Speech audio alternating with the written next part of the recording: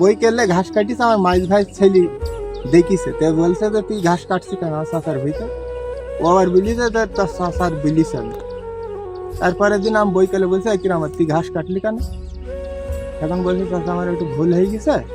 আমি বললাম তুই কাটলি কেন? তাই বল, তুই যে তুই কাটছিল এই আলুটি কাটলি আমি কিছু বলতাম না তোর। তাই বলে আমি আবার কিছু একটু গরম গরম দিলাম, দিয়ে চলে আসলো। তার ওই 3 দিনের মাথায় আমার এই এত ঘাস কাটিছে, ঝাল গাছ আর পেঁপু গাছ। কাছে আমার পর আছে ফসলের পর কি রাগ, এটা আমরা বিচার চাই।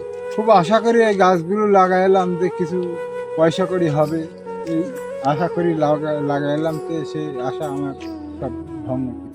এই দেখেন কি অবস্থা। আজকে সকালবেলা আমার চাচা এসে দেখছে যে এই অবস্থা, রাত্রে কি করেছে। কয় মাস আগে লাগাইলাম, কত স্বপ্ন নিয়ে লাগাইলাম যে এই পেঁপু গাছগুলো পেঁপু ধরবে অনেক, সেগুলো এগুলো অনেক কিছুই করার স্বপ্ন ছিল, কিন্তু কি অবস্থা করেছে। খালি এটাই না, ওই যে আমার চাচাদের ঘাসও কাটিছে, ওদিকে ঝাল ঝাল রয়েছে, ঝালও সব কাটিছে, একবারে কেটে কেটে ধুয়ে চলে গেছে রাত্রে, আজকে রাত্রে।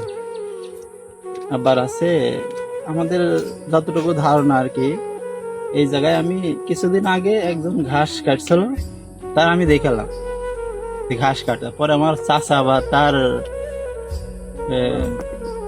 বইলে অনেক অনেক বকাবকি করেছে, অনেক কিছু বলেছে।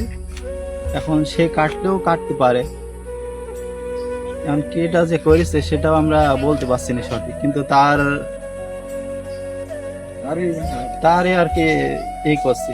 তাই প্রশাসনের দৃষ্টি আকর্ষণ করছি, এটা যেন ভালোভাবে তদন্ত করে যে এটা করেছে তার শাস্তি ব্যবস্থা করে, আর আমাদের যে ক্ষতিটা হয়েছে সেই ক্ষতিপূরণও যাতে প্রশাসন আমাদের